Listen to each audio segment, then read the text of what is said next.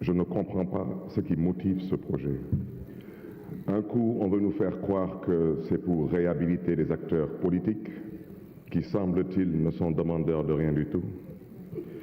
Madame le ministre, je voudrais vous dire, le maire de Dakar que je suis, vous le savez parce que vous avez été mon avocat. Vous savez aujourd'hui que je suis exclu des listes électorales pendant 5 ans parce que j'ai été définitivement condamné dans une attaque lâche contre une institution de la République. Attaqué avec des vidéos à l'appui, je suis le seul à être jugé. Personne d'autre n'est jugé. Et aujourd'hui, je suis exclu des listes électorales. Ça veut dire que si l'élection se tient en 2029, je ne peux pas être candidat et je ne peux plus être candidat à la mairie de Dakar. Ça veut dire que si aujourd'hui, on considère que moi qui suis attaqué dans une institution de la République, je n'ai plus le droit de pouvoir compétir parce que j'ai soi-disant été jugé par des magistrats qui se disent être indépendants. Je préfère ne pas commenter parce que je préfère garder mon opinion personnelle. Je pense aujourd'hui, et là je m'adresse au président de la République, qu'on n'a pas besoin d'une loi d'amnistie pour réintégrer les acteurs politiques.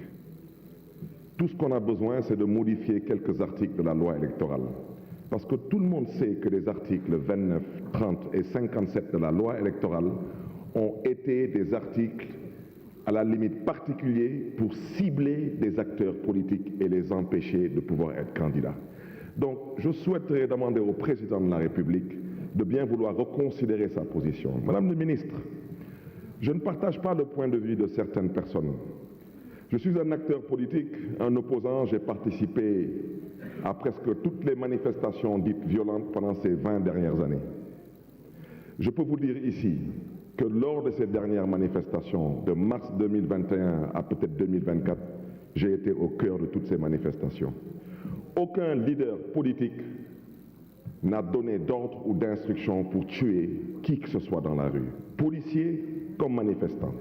La plupart de ces manifestants, semble-t-il, auraient été tués par balle. Mais si nous devons pardonner, mais disons-nous au moins de la vérité, parce que comment oublier sans savoir? Dites-nous au moins ce qui s'est passé, parce que c'est vous qui avez fait les enquêtes. Comment pardonner sans connaître la vérité? Au moins par devoir de mémoire et par respect à toutes ces victimes. Qu'on se dise au moins des vérités.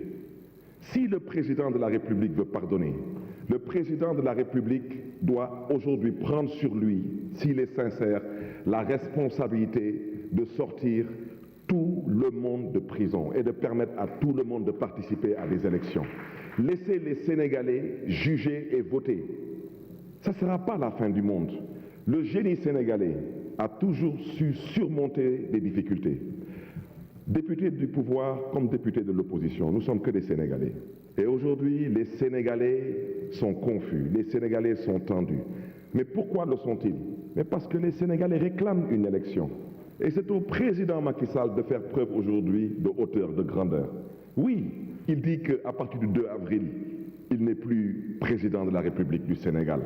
Mais en même temps, il nous dit qu'il ne peut pas partir le 2 avril parce qu'il n'a pas de successeur. Mais en même temps, il dit qu'il ne sait pas qui doit organiser l'élection.